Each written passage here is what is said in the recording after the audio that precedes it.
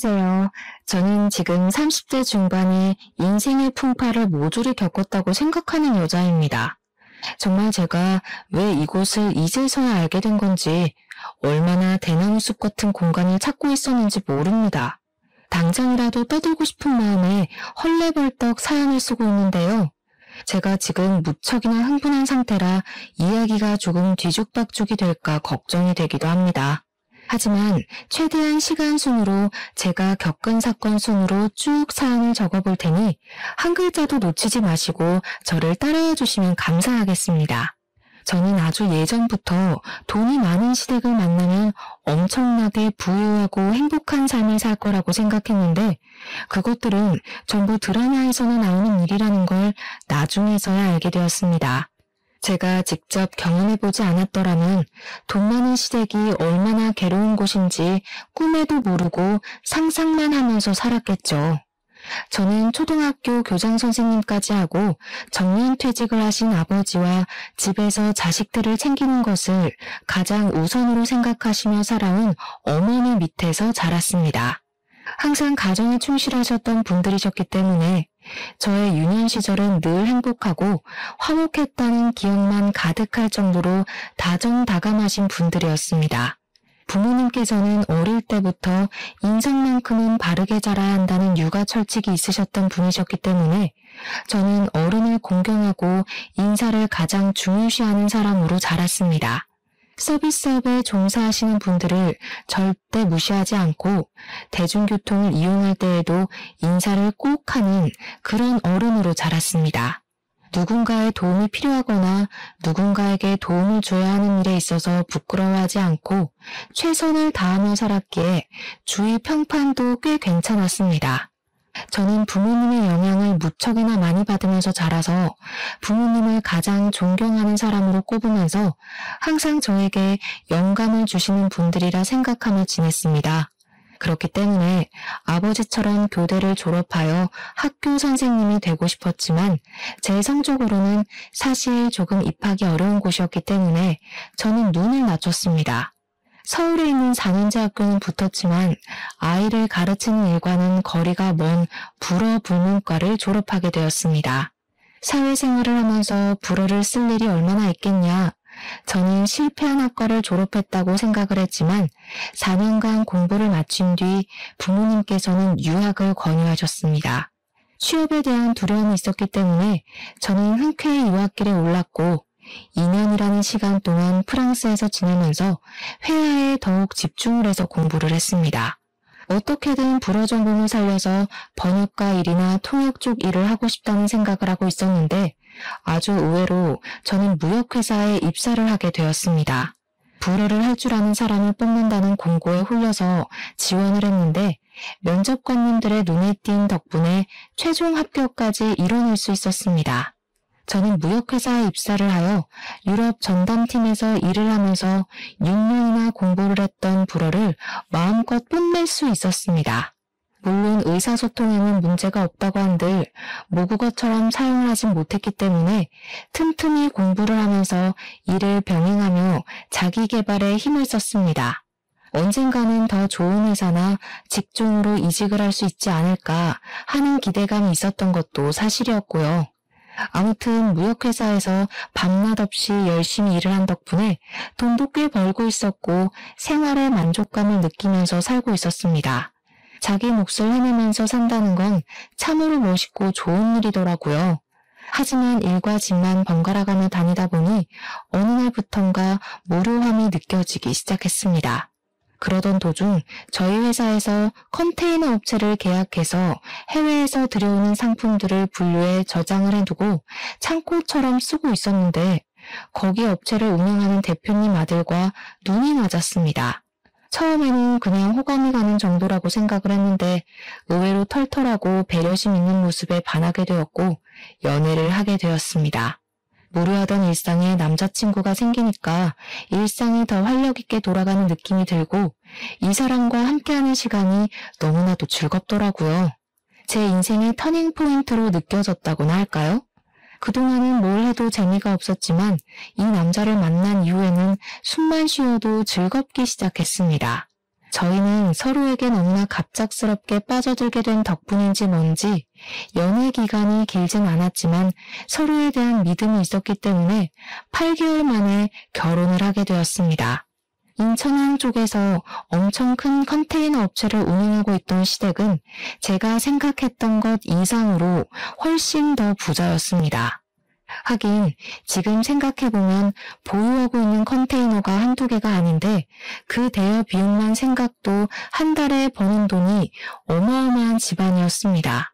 거기다가 가족 사업으로 운영을 하고 있었기 때문에 가족들끼리 전부 돈을 돌려 쓰는 느낌도 있었고요. 아무튼 부자였다 이 말입니다. 저희가 결혼을 결심한 뒤에 시댁에 인사를 드리러 가게 되었는데요. 시부는 호탕하게 신혼집은 본인이 해줄 테니 혼수나 신경 써서 준비하라고 하셨습니다. 당연히 대출로 시작을 한 친구들이 주위의 대부분을 차지하고 있었기 때문에 저도 대출금을 갚아야 하는 신혼생활을 생각했었습니다. 하지만 신혼집을 해주신다고 하니 얼마나 놀랐는지 모릅니다. 혼수 준비를 잘 하라고 하셨으니 제대로 준비해야겠다고 생각을 했죠. 예상보다 큰 시부의 톤에 입이 귀에 걸리려던 그때 시모가 조용히 저를 부르더니 빽빽하게 뭔가가 적힌 종이를 슬쩍 건네주시더라고요. 거기 쓰여있는 것들이 전부 예단 목록이니까 서운하지 않게 잘 준비해라. 그런데 그 종이에 무슨 친인척들 선물 목록까지 싹 다 적혀있는 게 아니겠습니까? 이걸 전부 다 해오라는 말씀이세요? 양이 장난 아닌데요. 이것도 추리고 추린 거야. 집까지 떡하니 우리가 해주는데 당연히 친인척들 섭섭지 않게 챙겨야 하지 않겠니? 이런 게 우리 집 클래스란다. 저는 너무 많은 목록과 비싼 가격의 상품들로 이루어진 예단 목록을 보고 멈칫할 수밖에 없었지만 그 이외의 모든 비용은 시댁에서 부담하시겠다고 하시더라고요. 그러니까 제가 준비해야 할 건 시댁 식구들의 친인척들에게 구색을 맞춰줄 것들만 챙기면 된다 이 말이었습니다. 결혼식부터 신혼여행에 신혼집까지 전부 시댁에서 준비를 해주겠다고 하시는데 제가 뭐 손해보는 장사는 아니라고 생각을 하기도 했고요. 저는 그 종이를 들고 집으로 와서 부모님께 보여드리며 이것만 제대로 준비하면 나머지 들어가는 비용은 걱정하지 않으셔도 될 것 같다고 했습니다. 저희 부모님께서는 예단 목록을 보고 조금 놀라시긴 했지만 그래도 딸이 결혼하는데 이 정도는 해줄 수 있다고 하시더니 준비를 싹 해주셨습니다. 그래서 그 목록을 전부 시댁으로 보내드렸더니 시모가 아주 싹싹하고 호탕한 며느리가 들어왔다면서 흡족해 하셨습니다. 저한테 돈을 쓸 때는 팍팍 써야 한다면서 앞으로 잘 지내보자고 하시는데 말 맞다나 우리 시모가 아주 호쾌하신 성격이구나 하고 저도 좋았죠. 하지만 그게 그런 성격이 아니라는 것을 뒤늦게 알게 되었습니다. 시모는 그냥 돈이라는 위험한 무기로 갑질을 하는 것을 좋아하시는 분이었고 내게 이만큼을 너에게 했으니 너도 나에게 이만큼은 해야 한다는 생각을 가진 사람이었습니다. 물론 그게 뭐가 문제냐고 주는 만큼 받는 거라고 생각하시는 분들도 당연히 있으실 거라 생각합니다. 저도 기브앤테이크라고 생각을 하거든요. 하지만 시모는 형편이 어마어마하게 좋은 사람이지만 남들은 그만큼 따라가는 것조차도 벅찬 사람들이라는 것이었습니다. 한마디로 돈이 있는 사람이 베풀고 돈이 모자란 사람들에게 자기가 한 것만큼 베풀어라 하시니 그게 어찌 기브앤테이크가 될 수 있겠습니까? 저와 남편은 결혼을 한 이후에 신혼집에 입성을 하게 됐는데 남편이 시댁 사업장에서 시댁 식구들과 같이 일을 하고 있었기 때문에 집을 인천 쪽으로 얻어주셨습니다. 저는 회사가 강남에 위치하고 있었기 때문에 거리가 상당히 멀었습니다. 지하철을 타고 출퇴근을 하는 것은 상상도 하고 싶지 않을 정도로 싫었지만 시부가 지불해준 상태에서 제가 뭐 어떻게 할 수 있는 처지는 아니었습니다. 어쩔 수 없이 저는 중고차를 하나 사서 출퇴근용으로 써야겠다고 마음을 먹었는데 그 이야기를 전해 들은 시모가 차를 한 대 사주시겠다는 거 아니겠습니까? 쪽팔리게 중고차를 타고 다니면서 우리 집안 명성에 먹칠할 생각하지 말고 내가 사주는 차 끌고 다녀. 알겠어? 아니 무슨 대기업을 운영하는 것도 아니고 해봐야 창고 운영하시면서 우리 집안 명성이라고 하니 웃기긴 했습니다. 물론 창고 운영이 임대업에 들어가서 현금이 엄청나게 쌓인다는 건 잘 알고 있지만 돈이 많다고 집안의 명성이 높아지는 건 아니지 않겠습니까? 부모님께 배운 대로 사람 인성이 됨됨이가 되어야 하는 건데 돈의 가치도 모르고 액수만 따지면서 명성을 오문하니 속으로 좀 비웃음이 나긴 했습니다. 어쨌든 시모가 차를 사준다고 하니까 저야 돈도 굽는 거고 새 차도 얻을 수 있으니 얼마나 좋습니까? 바로 감사합니다 하고 받았죠. 하지만 그만큼의 대가를 치러야 한다는 사실을 제가 간과했던 것입니다. 시모는 저에게 차를 뽑아준 이후부터 주말에 본인이 움직여야 할 때마다 저를 기사처럼 부르기 시작하였습니다. 저에게 늘 하시는 말이 내가 비싼 차를 뽑아줬는데 네가 나를 모시고 거기도 못 가? 당연히 네가 나를 데려다 줘야지 였습니다. 여러분 생각을 해보세요. 평일에 인천에서 강남까지 출퇴근을 하는 것도 운전하느라 피곤하고 힘들어 죽겠는데 주말까지 시위의 운전기사를 해야 한다고 말입니다. 거기다가 인천 집에서 인천 어딘가로 가시는 것도 아니고 매번 서울까지 운전을 해야 하니 운전에 대한 피로도가 장난 아닌 거죠. 친구들이 전부 그쪽에 산다고 하시면서 압구정에 가자, 청담동에 가자 하시더니 나중에는 분당에 가야 한다, 판교에서 모이기로 하면서 먼 곳까지 데려다 달라고 하더라고요. 정말 시모를 모셔다 드리고 모시고 오느라 주말 하루가 다 지나칠 지경이었습니다. 저도 남편이랑 데이트도 하고 싶고 주말에는 모든 족쇄와 굴레에서 벗어나 푹 쉬고 싶은 마음이 굴뚝 같은데 이게 무슨 팔자에도 없는 운전기사인지 이럴 거면 운전기사를 하나 부리시는 게 좋지 않을까 싶기도 하고 제가 며느리로 들어오기 전에는 어떻게 움직이셨는지 참 궁금해졌습니다. 알고 보니 우리 시모 운전 경력이 30년이 훌쩍 넘는 베스트 드라이버였습니다. 더 웃긴 건 말입니다. 친구들 모임에 데려다 드리면 저한테 한 3시간 놀다가 집으로 출발을 할 거니까 근처에서 대충 시간을 때우다가 부르면 오라고 하시는 겁니다. 정말 제가 무급으로 일을 하는 수행비서가 된 느낌이었습니다. 시모는 그걸 또 친구들에게 자랑을 하셨고요.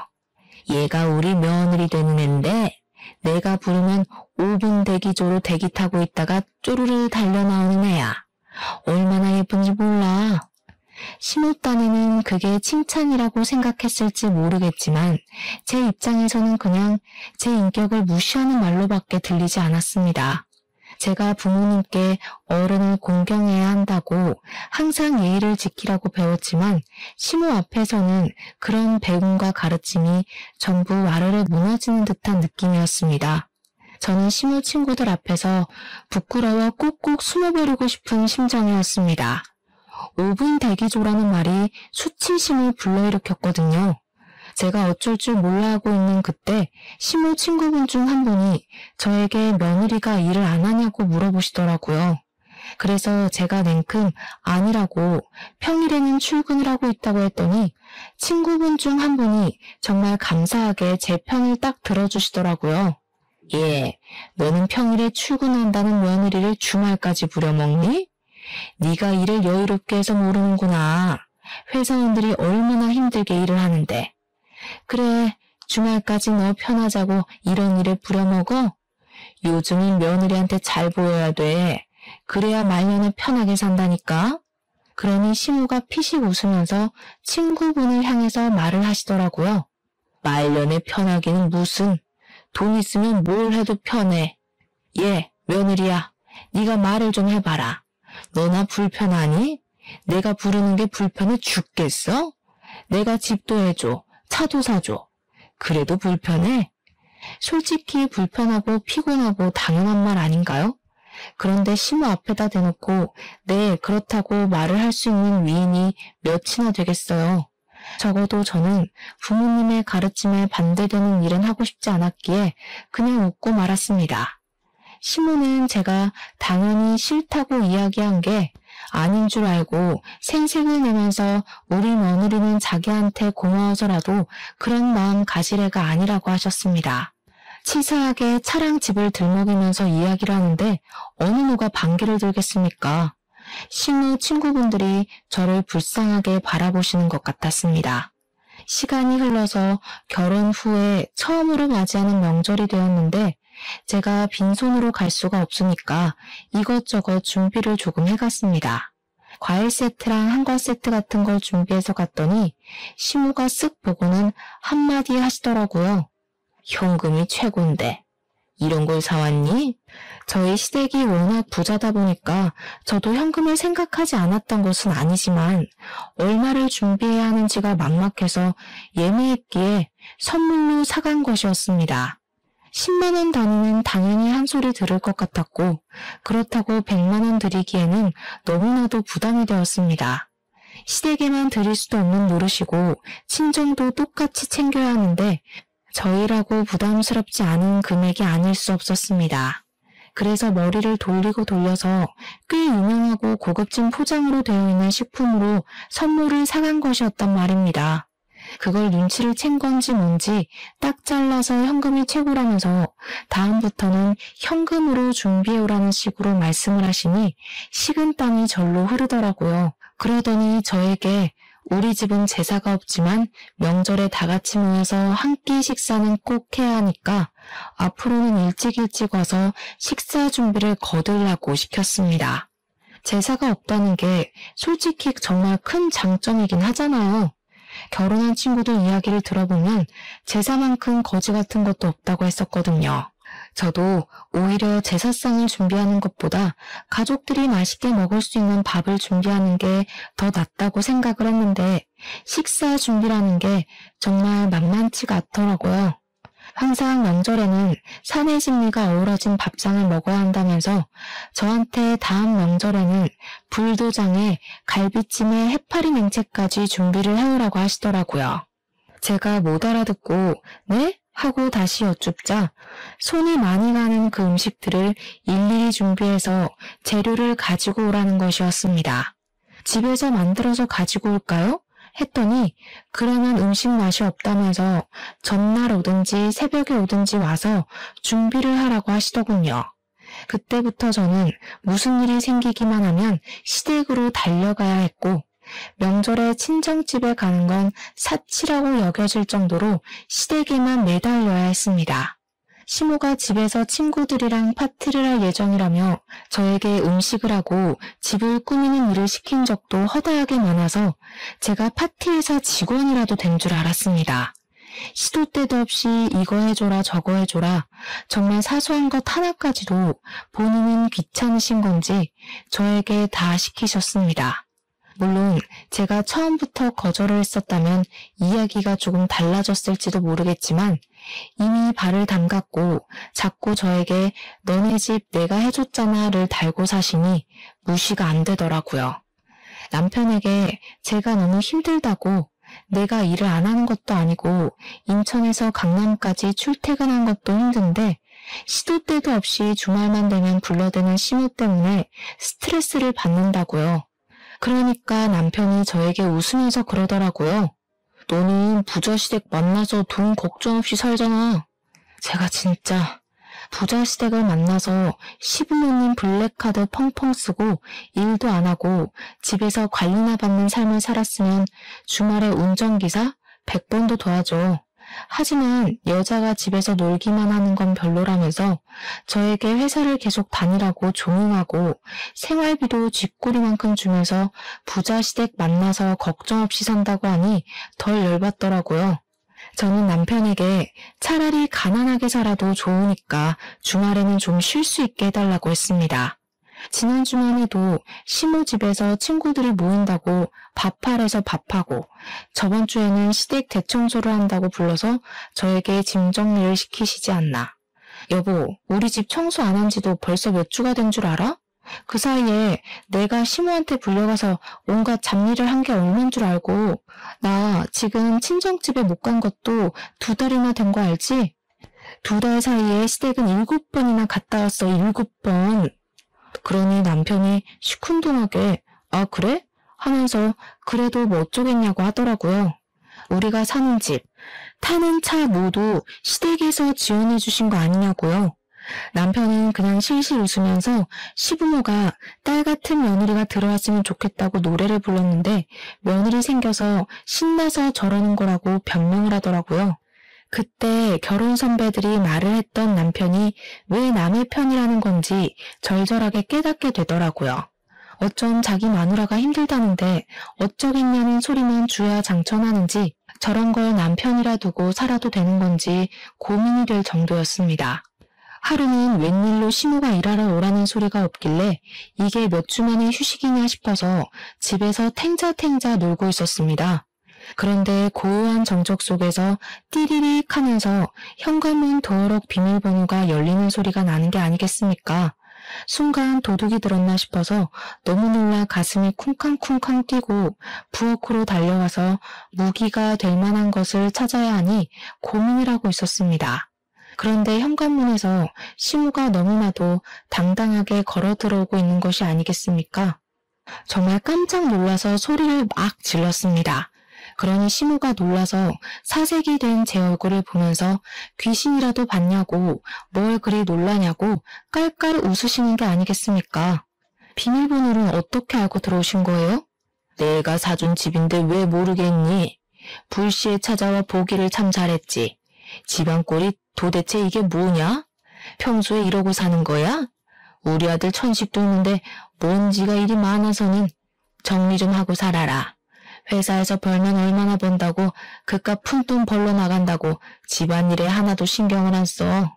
자고로 집안이 깨끗해야 밖에 나가서도 깔끔 떠는 법이란다. 그러더니 집안에 널브러져 있는 것들을 발로 하나둘 밀면서 들어오시는 겁니다.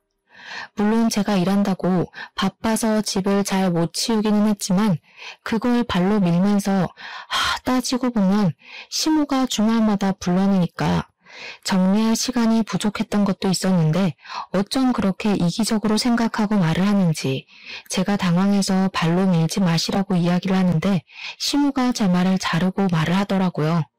나 시원한 커피 좀 타줘.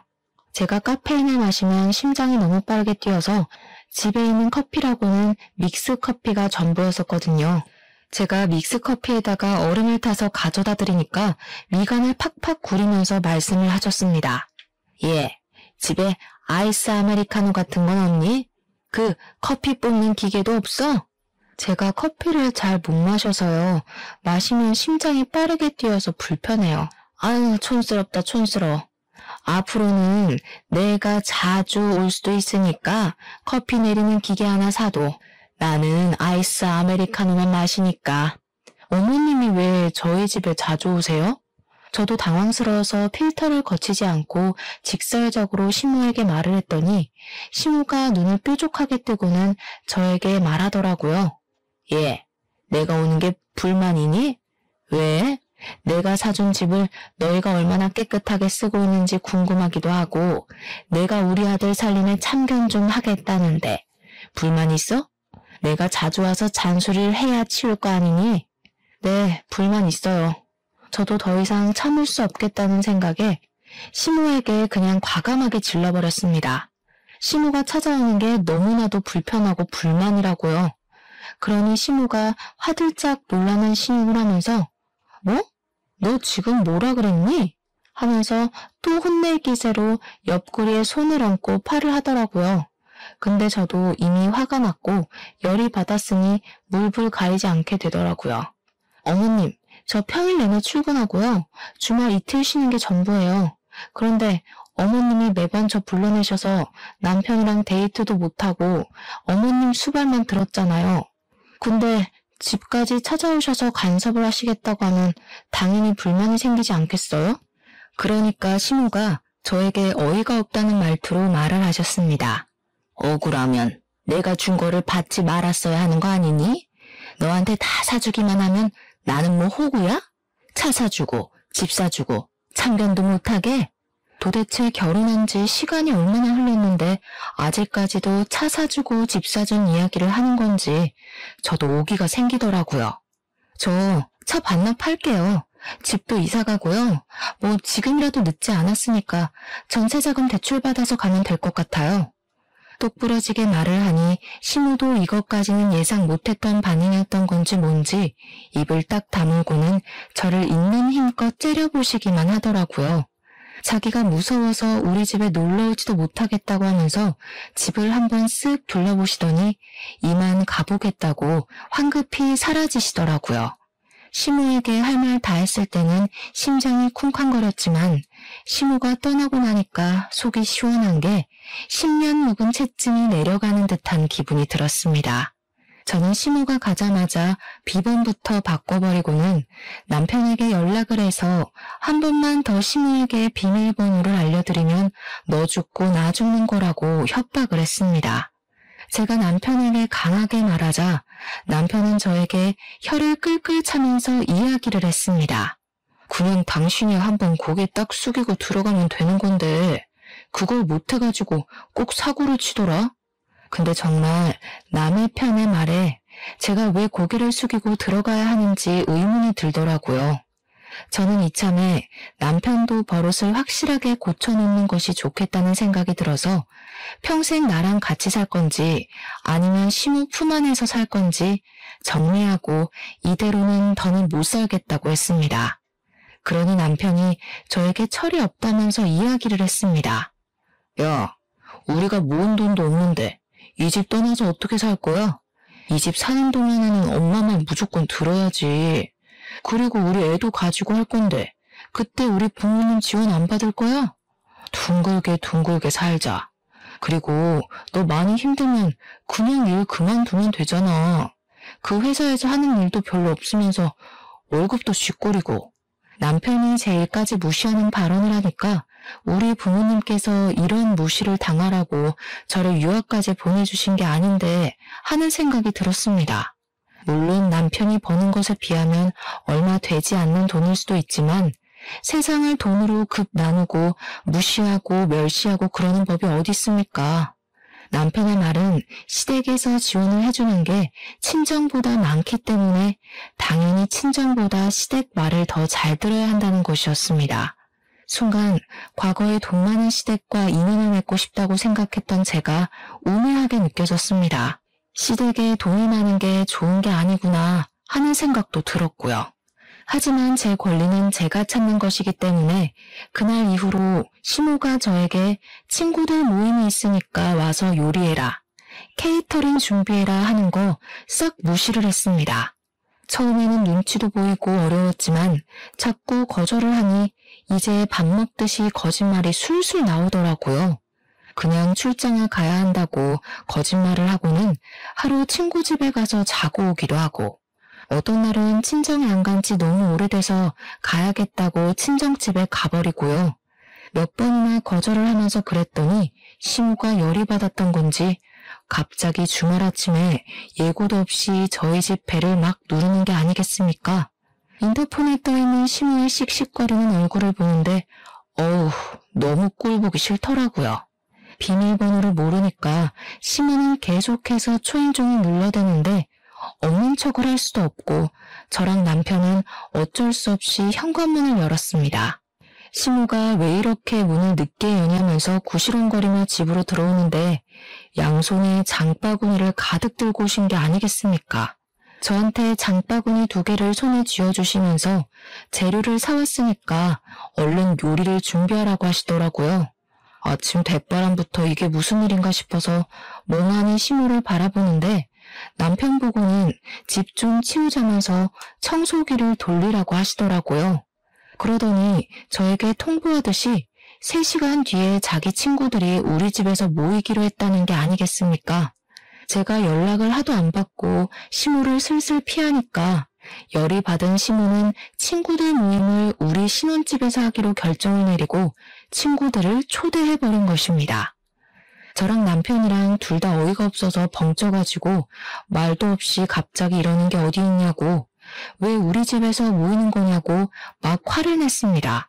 물론 저는 별말하지 않았고 남편이 막 오버스럽게 화를 내면서 말을 하더라고요. 그러니 시모가 저를 콕 가리키면서 며느리가 이 핑계 저 핑계를 대면서 빠져나갈 궁리만 해대는데 어떻게 하냐는 겁니다. 제가 자꾸 이거 해라 저거 해라 하는데 안 하고 요리조리 피해 다니기만 하니까 피할 수 없게 퇴로를 차단해버린 것입니다. 정말 기가 막히다 싶었습니다. 저는 결심을 하고 다시 장바구니를 시모 손에 쥐어드렸습니다. 어머님, 저 이제 이거 더 이상은 못하겠어요. 차라리 일을 봐주실 이모님을 쓰시는 게 좋지 않을까요? 네가 배가 불러서 사람을 부리라고 이야기를 하는구나. 네가 나서서 하겠다고 해도 모자랄 판에 이모님을 쓰라고? 제가 이걸 언제까지 해야 돼, 어머님?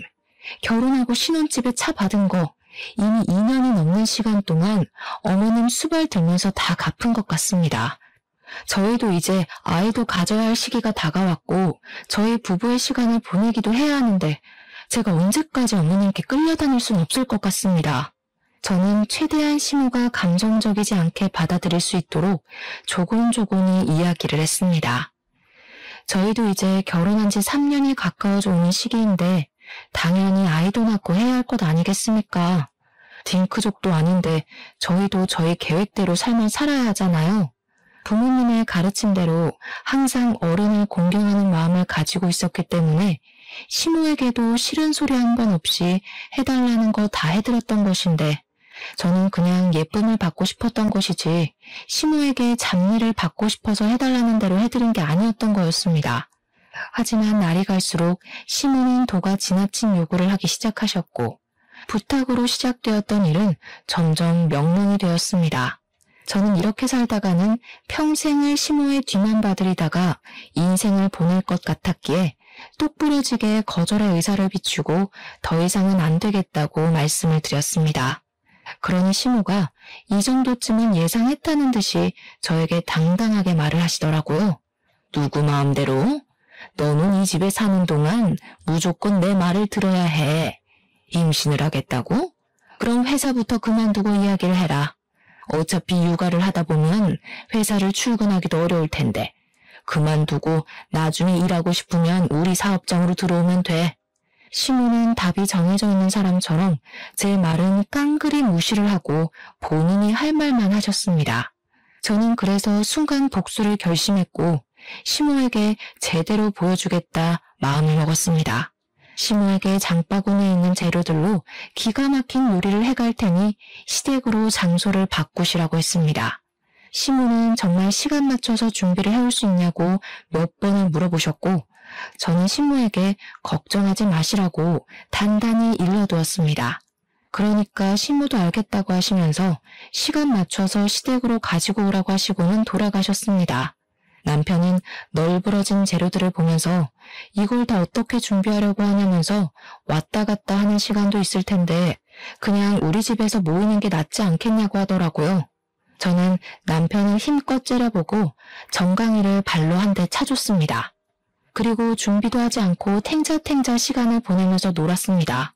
남편이 오히려 더 안절부절 못해하면서 발을 동동 구르길래 정신사납다고 가만히 있으라고 했습니다. 그리고 시모가 친구들이랑 모이기로 한 시간이 딱 40분 남았을 때 저는 시모의 집 근처로 차를 끌고 가서 주변을 둘러보았습니다.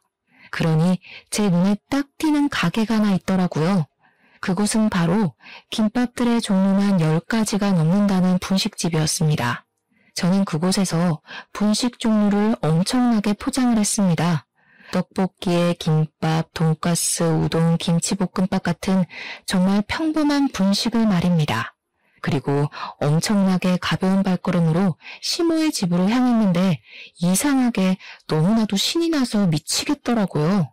그동안 당했던 저의 모든 복수를 한 번에 해줘야겠다는 생각에 앞뒤 가리지 않고 행동을 하게 되었다고나 할까요? 제가 배를 누르니 현관문에서 시모가 버선발로 달려와 우리 며느리가 무슨 음식을 해왔을지 너무너무 기대가 된다고 설레발을 치시더라고요. 시모한테 기대해도 좋다고 말을 하고 집으로 들어가니 시모 친구들이 저를 보면서 너무 배가 고팠는데 좋은 냄새가 난다고 하시더라고요. 그러면서 며느리가 요리사 자격증이라도 있냐? 뭔 음식 냄새가 이리 좋으냐고 어서 차려보라고 하시더군요. 시모나 시모 친구들이나 전부 독인객인 아니겠습니까? 어떻게 남의 며느리를 그렇게 부려먹을 생각을 하는지.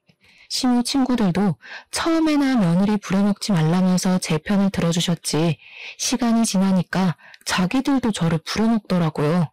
지금 와서 생각해보면 애초에 제 편을 들어줬던 그 행동들도 전부 가식이 아니었을까 싶습니다. 저는 미리 포장해온 분식집 음식들을 하나하나 식탁 위에 올려놓으면서 나무젓가락까지 세팅을 마치고 시모 친구들을 불렀습니다. 다들 이게 뭐냐는 얼굴로 저를 바라보시는데 시모의 얼굴이 점점 빨갛게 달아오르시더라고요. 저는 비닐 포장도 깔끔하게 벗기지 않고 위에 보이는 데만 북북 찢어서 시모 친구들에게 내밀었습니다.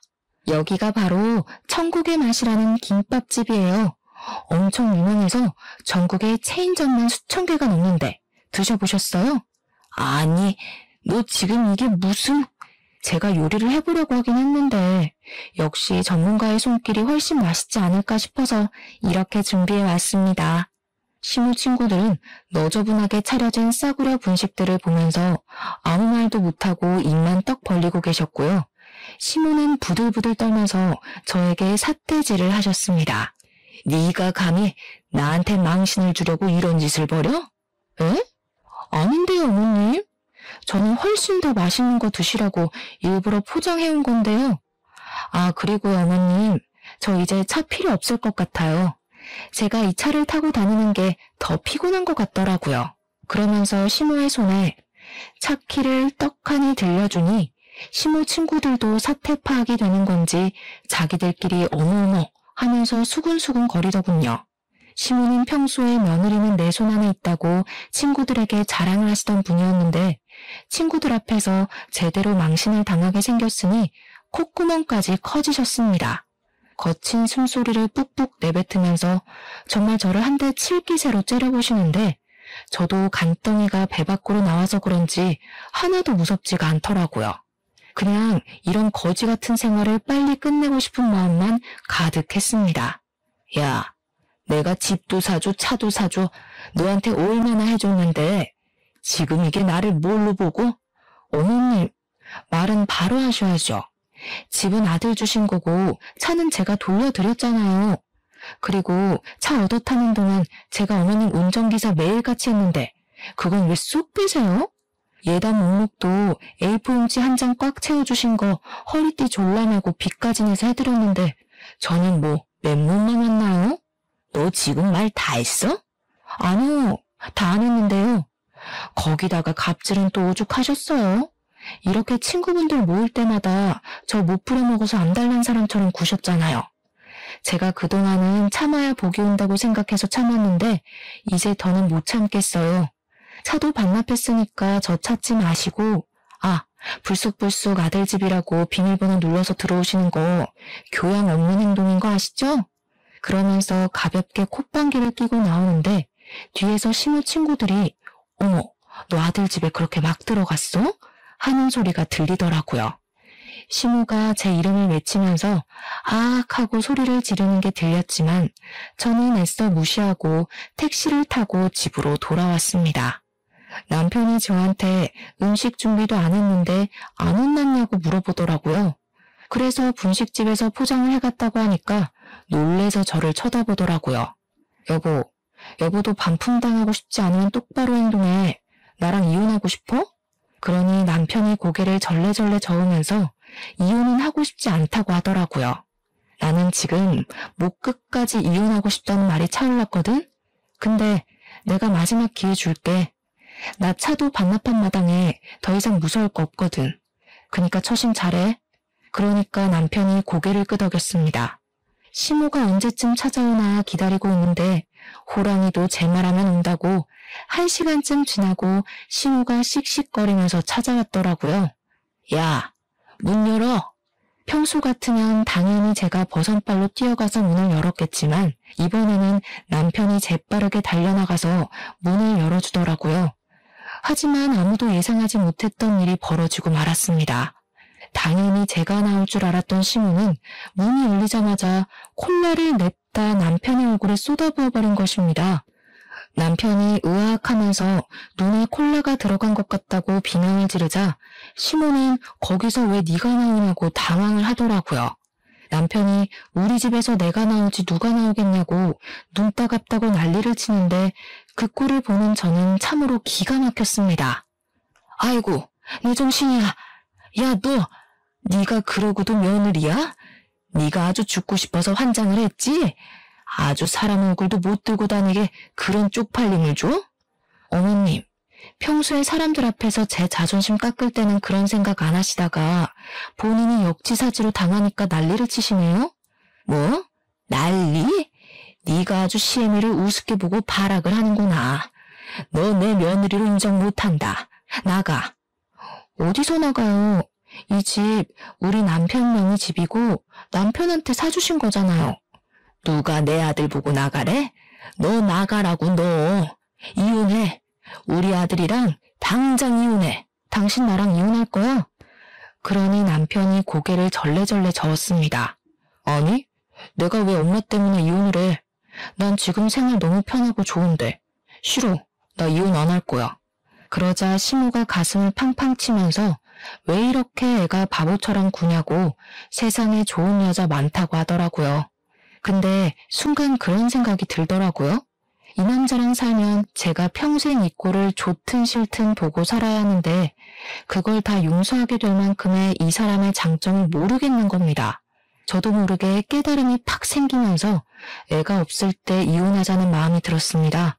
그래서 남편에게 그냥 우리 이혼하자고 했죠. 그러니 남편도 시모도 놀라더군요. 너 지금 너네 엄마가 와서 이 난리를 피우는데도 하는 말이 이 생활이 편하다밖에 없잖아.